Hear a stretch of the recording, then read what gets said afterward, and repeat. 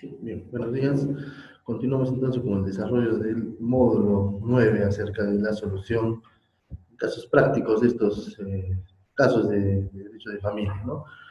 Habíamos visto ya la esquematización de este módulo. Vamos a desarrollar entonces ahora lo que es las pretensiones de alimentos, ¿no? La pretensión de alimentos es más común de lo que uno pudiera imaginar, ¿no? Ya son circunstancias en las cuales el cumplimiento de un deber natural, diríamos, ¿no? Y que muchas veces la gran mayoría de personas precisa que debiera tener una solución mucho más legal o jurídica, ¿no? Debido a que en una primera instancia hay posibilidad de conciliación por parte de los padres, es decir, ponerse de acuerdo en el monto de esto, ¿no? No en la obligación ni en el origen, porque es evidente que los alimentos de un hijo o solventar su proceso evolutivo es propio, natural, un deber natural de los padres. Entonces, que se discuta si tengo obligación o no, no va, ¿no? Sobre todo es el régimen de los montos.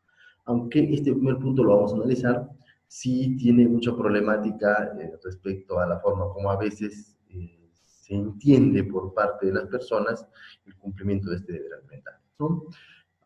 En cuanto al monto nos dirían sí, pero hay fórmulas en las cuales el juez puede establecer ello, o en todo caso las partes también pueden acordar. Y en sede de conciliación o mediación está la fórmula, pues, ¿no? El artículo de la ley civil pertinente, en la cual los alimentos siempre van a estar en proporción de las necesidades del alimentista y de las posibilidades económicas de quien debe obligar, ¿no? Aquí hay un binomio en el cual, para fijar el monto exacto de los alimentos, se tiene en consideración qué necesita el alimentista y, por otro lado, si el progenitor puede o no cubrirlo.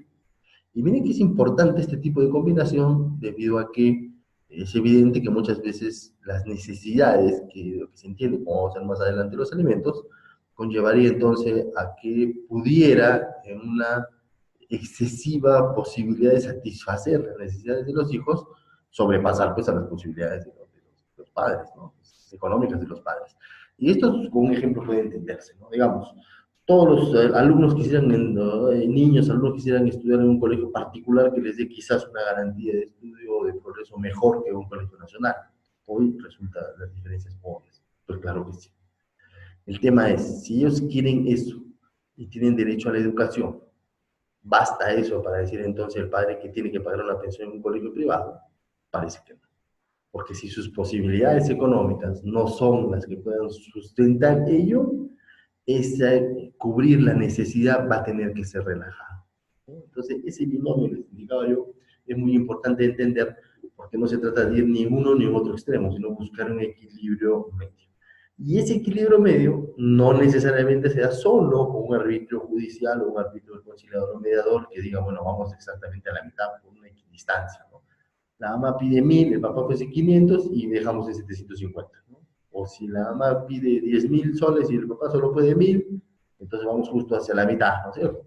5000. No, porque evidentemente hay que verificarse si el niño o niña o el alimentista necesita de 5000 soles para sustentar todas sus necesidades mensuales. Digamos que esto es muy importante. Y para llegar a ello, entonces, vemos de que no necesariamente se tiene que verificar por el arbitrio del juez, ¿no? Como comúnmente uno dice, bueno, ya el juez va a resolver, tú pones los insumos y el juez resuelve. No, sino que, aunque no del todo aceptado, hoy también considero muy importante la labor del multidisciplinario en estos aspectos. ¿Por qué? Dos situaciones concretas. Uno, una labor de concientización desde el aspecto psicológico y preparación del progenitor obligado a cumplir con la función de alimentos y de la persona que representa al hijo en el proceso de alimentos para verificar qué es lo que estamos discutiendo. Y eso quizá lo hace desde el punto de vista del psicólogo forense. Y dos, cómo a través de este tipo de proceso, este tipo de solución de este conflicto, vamos a poder restablecer una relación familiar y que todos estemos conscientes de qué es lo que va a cubrir esa forma de atención mediante los alimentos. Y ahí creo yo viene un rol muy importante del educador, ¿no es cierto? Del educador social o del educador en estos procesos de familia. ¿Por qué? Porque ante este tipo de circunstancia, veamos de que no solamente el fijar el monto del dinero soluciona el problema, sino que muchas veces hasta lo puede agudizar. Ejemplo, si el padre y madre no se ponen de acuerdo y van a un proceso judicial y finalmente el juez opta por una solución legal, digamos, el padre dice, yo puedo dar 500, solo gano 1000 soles, así que la mitad le puedo dar el 50%, que evidentemente es un monto algo, en proporción a sus ingresos, algo elevado, ¿no? Que se va a quedar para satisfacer sus necesidades solo con la mitad. Y la madre se encuentra insatisfecha con ello. Dice, no, él aparte de su trabajo en un lugar determinado, no sé, digamos, una empresa, además, pues dicta clases o tiene otro tipo de trabajo. O sea, gana más de 1000, yo quiero más. Miren que ambos intereses soslayan ¿qué? Soslayan principalmente el interés del niño. Lo primero que tenemos que investigar es necesidades de qué tiene, ¿cierto? ¿Cuánto es su pensión de colegio si pagar una pensión, si tiene movilidad, su caso de salud, de la recreación, el vestido, comida en sí, todo ello lo que compone los alimentos. ¿Y por qué? Porque la fórmula peruana de establecer los alimentos o de dar contenido a los alimentos ha ampliado desde una concepción que solo era materia alimentaria, propiamente dicha, es decir, desayuno, almuerzo y cena, hacia una situación mucho más amplia, y es decir, compone hoy o integra hoy todo aquello que el alimentista necesite para su proceso evolutivo, que se garantice el proceso evolutivo adecuado. Y por eso incorpora desde los alimentos propiamente dichos hacia gastos diversos como vestido, salud, educación, recreación, incluso si viene puesto por la ley, ¿no es cierto? Toda actividad cultural o deportiva paralela al desarrollo educativo, ¿cierto? Inclusive a las atenciones psicológicas, ¿no? Y además, incluso ha ido un poco más allá al momento de establecer, por ejemplo, hacia la madre gestante, que tiene derecho a los alimentos por todos los gastos del embarazo y del parto. Miren cómo eso se ha ido entonces abarcando e integrando mucho más conceptos. ¿Y por qué? Porque reitero, lo que se busca es garantizar un desarrollo idóneo, un desarrollo pleno dentro de este binomio siempre, ¿no? Sus necesidades versus las obligaciones o las posibilidades económicas del obligado. Entonces, si solo viéramos hacia una equidistancia y dejamos en el juez lo que hasta hoy sucede, hasta hoy sucede porque yo conozco muy pocos casos en los cuales los jueces han recurrido a un multidisciplinario para fijar alimentos. Peor aún, no conozco casos en los cuales centros de conciliación o mediación tengan a la mano algún profesional, educador o psicólogo que le permita participar o ayudar en la solución del problema, ¿no? Entonces, la costumbre nos dice que se prescinde, ¿no? Y yo al momento de realizar, pues, sí, elaborar el curso, siempre tenía ese tipo de inquietud, ¿no? Y dije, bueno, vamos entonces a analizar este tema porque me parece muy importante. ¿Qué genera el hecho de que solo se busque una equidistancia al subjetivismo judicial? Es decir, bueno, me parece a mí que estas son necesidades, acá estas son obligaciones, y yo determino tanto. Genera que no necesariamente resolvemos el problema, sino que muchas veces lo agudizamos. Ejemplo, si el juez, el papá dice, yo 500, la mamá dice, yo pido 1000 y el juez fija 750. Si el padre lo torna absolutamente arbitrario, pueden suceder dos situaciones que se dan en la. Uno, renuncia inmediata del padre a su centro de labores o engaño en el establecimiento de la relación laboral. Es decir, uno dirá, pero ¿cómo va a renunciar de que va a vivir? ¿No sé? A veces hace la renuncia y combina con el empleador, informa al juzgado, ya no trabajo, no sé dónde te voy a dar, pero tienen otra forma de contratación. Tienen que lo agudiza peor el conflicto. Y dos, simplemente el incumplimiento. Dicen, yo dije 500 y te puedo dar 500 y eso te deposito, el resto no te lo puedo dar. Y lo que conlleva una mayor posibilidad de exacerbar el conflicto, porque esto incluso podría llevar a circunstancias en las cuales interviene el derecho penal, a través de la omisión de la asistencia familiar, y que incluso en el lado más extremo podría originar la detención y privación de libertad del obligado a prestar los alimentos. ¿Hasta dónde? Con todo lo que se discute en el ámbito del derecho, si la cárcel para las personas que deben alimentos es una solución, porque claro, ya pues, incumplió, se ha desentendido de un deber natural, ¿cierto? Y así no hubiera ley, es un deber natural de alguien que procrea un hijo, el proveer los insumos necesarios para su desarrollo, y entonces tiene que ir a la cárcel. Bueno, y si está en la cárcel, ¿qué hacemos con los alimentos que se generen mientras está privado de su libertad? ¿Quién los va a cubrir? Él no, o hay una figura de relación de obligación alimentaria. Bueno, si él no puede, pueden los abuelos, pueden los tíos. Miren que aquí, claro, la ley sí establece unas figuras, pero que no son del todo usadas en el ordenamiento peruano. Entonces vemos de que el conflicto se puede agudizar. Y por otro lado, Si la madre lo que busca, ¿no? Por supuesto, casi siempre la gran mayoría de demandados son los hombres, ¿no? Aunque hay excepciones y hay mujeres demandadas por alimentos, ¿no? Cuando son los padres los que tienen la tendencia del hijo, pero son los menos. Decíamos, si en el caso concreto la madre lo que busca no es la satisfacción de los intereses de su hijo, cubrir sus necesidades, sino lo toma el hecho por una venganza personal de las situaciones que llevaron al quebrantamiento de la relación conyugal, tenemos aquí que eso escapa a la esfera de lo que es un proceso de alimentos. Y entonces, por más que le haya determinado una suma establecida el juez, quizá a los 6 meses la madre demande por aumento de alimentos. No satisfecha con lo que obtuvo, lo que busca es sacar un poco más de dinero quizá. Tiene que ver mucho con los intereses y posiciones particulares, pero es evidente que una u otra, posición del padre de no dar, incluso hasta querer renunciar, o posición de la madre de querer seguir en el conflicto determinado, conlleva que no es algo idóneo, ¿no? Eso lo podemos conocer todos de una manera muy clara. Entonces, vean ustedes de que a veces esa equidistancia y sola subjetividad del juez al momento de imponer los alimentos conlleva a que muchas veces no acabe en ese proceso de alimentos el conflicto, sino que continúe. Ahí es donde yo aprecio muy importante la labor del interdisciplinario. ¿Por qué? Decíamos, sobre todo el psicólogo y el educador social. ¿Por qué el psicólogo? Porque el aspecto psicológico puede darle un insumo al juez y además no solamente para decidir, sino para que durante el proceso extrajudicial de conciliación o mediación o ya en el proceso judicial de alimentos, el psicólogo trabaje con ambos padres para que cada uno asuma, ¿no es cierto?, y deje de lado el afán, el interés conflictivista que tenga, y se lo pueda convencer de lo que se trata ese proceso es que él cumpla su obligación alimentaria en el caso del padre y en el caso de la madre que oriente ese dinero, ¿no es cierto?, que puede verificarse como pensión de alimentos en las necesidades del hijo. Ojo que también hay otra variante muy conflictiva hoy. ¿Qué pasa si la madre lo utiliza para otras cosas que no sean los hijos? Esto se produjo, ¿no es cierto? Hay dos casos al menos en la jurisprudencia peruana, dos personas muy famosas, no vamos a decir nombres, ¿no?, muy famosas, uno actor y otro futbolista en el caso peruano, cuyas pensiones de alimentos eran altísimas, ¿no?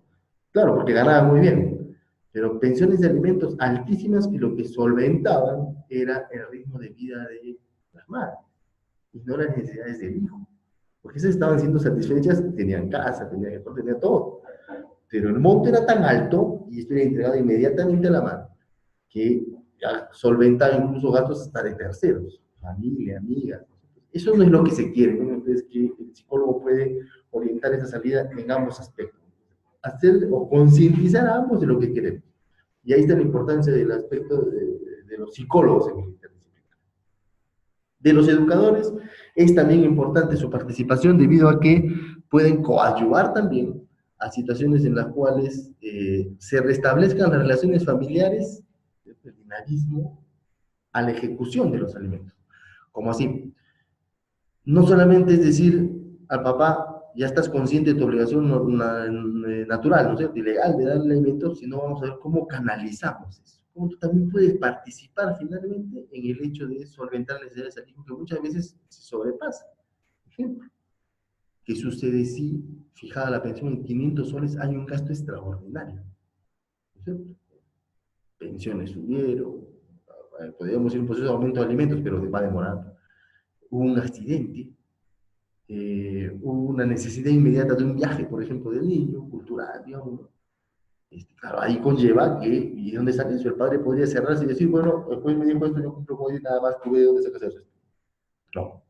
Ahora ustedes que el educador ahí sí puede ingresar, ya no solamente en la conciencia, como lo hizo el psicólogo, respecto a cambiar pues ese chip negativo del conflicto, no, sino en restablecimiento de situaciones. ¿Qué pasa cuando eso sucede, cuando los padres están bien? Pues ambos dialogan y dicen, bueno, ¿sabes qué? Si le ha presentado este viaje cultural, ¿es importante o no? ¿Es bueno para él o no? Y si no tenemos dinero, ¿cómo lo planificamos? Lo mismo tendría que pasar si es que esto conlleva luego la separación. No nos olvidemos, la separación es de ellos. Siguen siendo padres y seguirán siendo padres por más que estén separados, ¿no? Vean ustedes la importancia de esto. En el caso entonces, igual, dos personas, ¿no? José y Esther se casan, son padres de 3 niños, todos en edad escolar, y al separarse no logran ponerse de acuerdo de una manera, pues, consensuada, ¿no es cierto?, de una manera tranquila sobre el monto de los alimentos, y ahí viene el conflicto. Otra vez, ¿no es cierto? ¿Por qué se tiene que poner de acuerdo? Separación.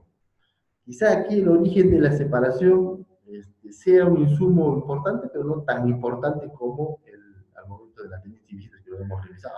También hay que considerar. ¿Hay un conflicto? Sí, hay que determinarlo. Y vean aquí los intereses que son los que más se imponen, como decíamos, en materia del derecho de familia en caso del régimen de alimentos. El papá entiende que al pagar en la casa donde viven, si yo estoy pagando la hipoteca de esa casa, pues ya no tengo que asumir más obligaciones. Y como la mamá también trabaja, pues lo que ella pague los alimentos, pues si todo lo que me hago yo estoy pagando en la casa. Por su parte, la madre considera que él tiene que asumir todos los gastos. Y miren que ahí puede inferirse una premisa un poco machista, ¿no? Tú eres el padre, tú eres pues quien tiene que sustentar todo y tú trabajas. Y además tú ganas más, ¿no? Miren que incluso es transversal a un problema social que tenemos hoy, ¿no? Y claro, efectivamente, por una situación de vulnerabilidad de la mujer, hasta a veces por la misma labor, a veces el hombre gana un poco más, tiene esa perspectiva. Como tú ganas, tú pagas. Y lo que tú trabajas, inclusive puede haber situaciones en las cuales las mujeres dicen, bueno, eso es para mí, mis gastos. Labor del educador social, de cómo intervenir en ese tipo de restablecimiento de las relaciones familiares, ¿no? Planteado así el caso, es evidente que no solamente va a ser resuelto en el aspecto del conflicto en su totalidad o abordado de esta manera con la decisión del juez. Lo patrimonial puede hacer que se resuelva con la decisión del juez, es decir, el monto exacto de los alimentos.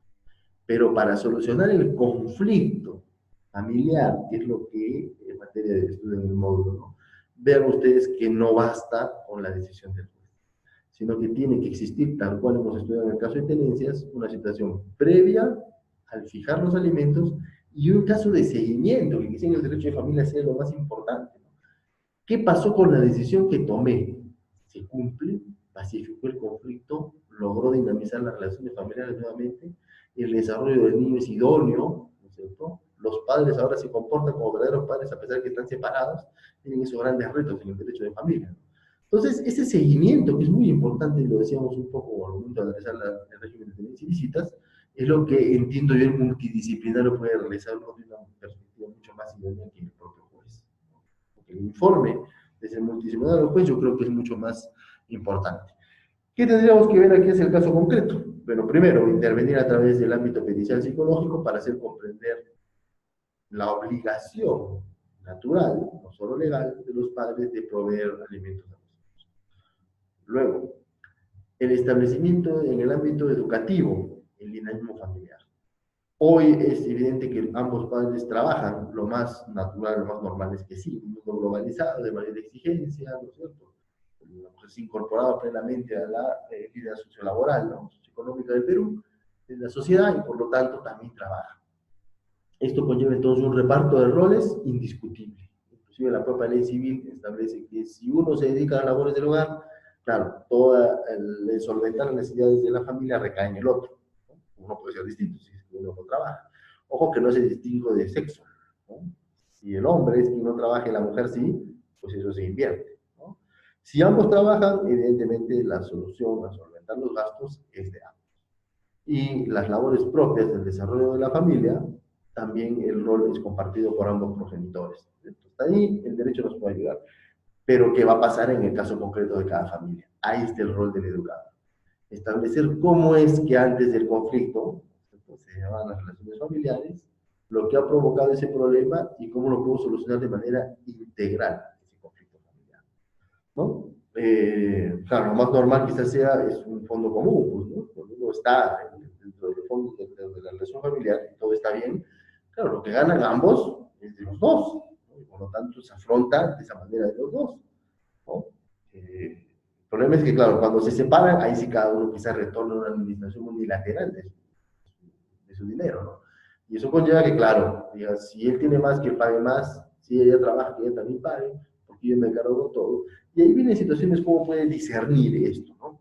Y que, claro, los educadores del diagnóstico y verificación del dinamismo familiar pueden orientar a la juez en ese tipo de solución y el juez también apreciado. Por ejemplo, en este caso concreto, ¿no? El padre, porque pague la casa, ya está soslayado o está exonerado de dar los alimentos para sus hijos. En principio no, porque no nos olvidemos algo fundamental. el hecho que si él paga la casa finalmente es propiedad de él o del matrimonio, si fue comprado dentro del mismo. Es decir, él finalmente, el pagar la casa está invirtiendo para él. El que los deje vivir ahí es parte de la obligación alimentaria, porque la obligación alimentaria es también darle un techo donde vivir.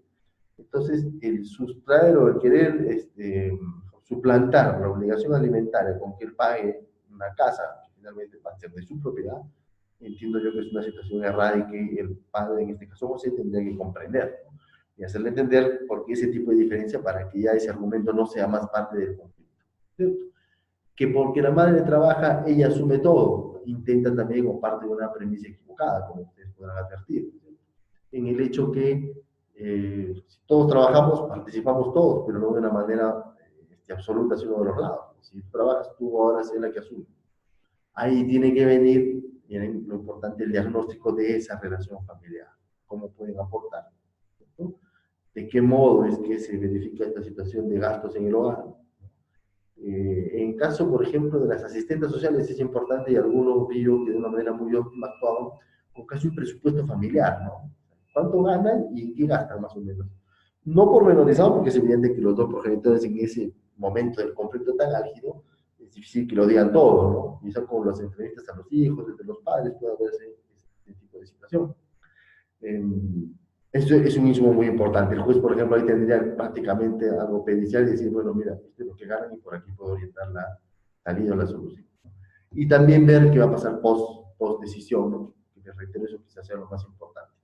La posición de la esposa, ¿no? De Esther, que porque el padre trabaja, él asume los gastos y quizá por una situación de masculinidad o porque tiene más remuneración, es evidente que también está equivocada, ¿cierto? La participación es de ambos, la labor de padres es conjunta, es natural pues al desarrollo de una familia y por lo tanto intentar solucionar por ahí, yo creo que está algo equivocado y ahí viene la participación de la parte psicológica y de educador social para hacer comprender a la esposa de que eso no está bien. Beneficios de esto, ¿no? Esa intervención del interdisciplinario. Si ambos comprenden su rol, su verdadero rol como padres, si además se logra hacer razonar a ellos en una verificación de plasmación de los derechos de sus hijos, que van a ser finalmente los beneficiados por estos alimentos, quizás sí se ponga de una manera determinada fin a ese conflicto y se van a evitar reclamos posteriores.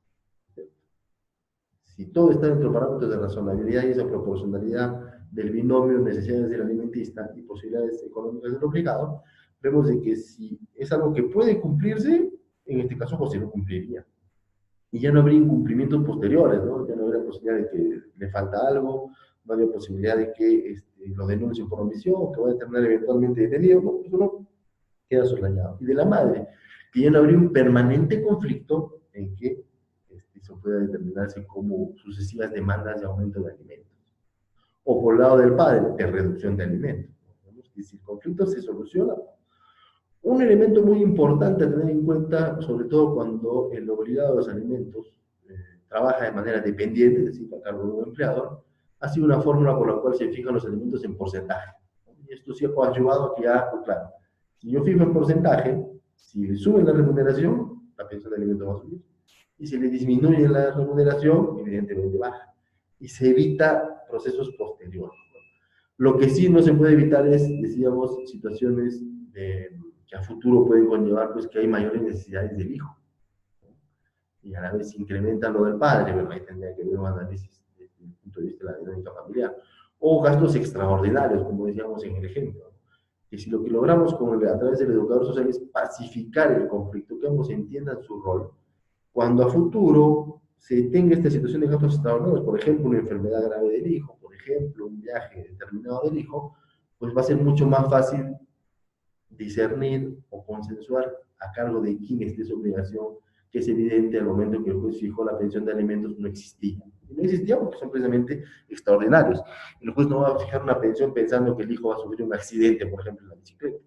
El juez no va a fijar una pensión pensando que a los 2 años posteriores el colegio manda un viaje cultural obligatorio, ¿no? ¿Cierto? Evidentemente, como el viaje cultural es idóneo para la formación del hijo. El juez no lo hace en ese sentido. No puede prever, tampoco tiene una bolita mágica para estar ahí viendo qué va a pasar en el futuro. Pero sí conflicto se ha puesto fin y ambos han comprendido con participación del educador social cómo es que tienen que contribuir en la dinámica familiar a el sostenimiento y solventar las necesidades de los hijos, no va a haber mayor problema en ponerse de acuerdo luego. Y ya ustedes que ese es un error muy importante porque entonces también descargamos del Poder Judicial el empezar a discernir este tipo de conflictos que a veces, más que una mayor complejidad jurídica, tienen una mayor complejidad en el interés de las partes, en los sentimientos y en el ámbito subjetivo de las partes que lo quieren es vivir eternamente conflictuados debido a la separación. Y que si bien desde el punto de vista humano es entendible, el ser humano es un ser conflictivo por naturaleza, errático por naturaleza, y es conforme a nuestro propio desarrollo que nos vamos logrando mayor eh, situaciones pues ajenas al error, ¿no? Vamos aprendiendo, vamos madurando, ¿no?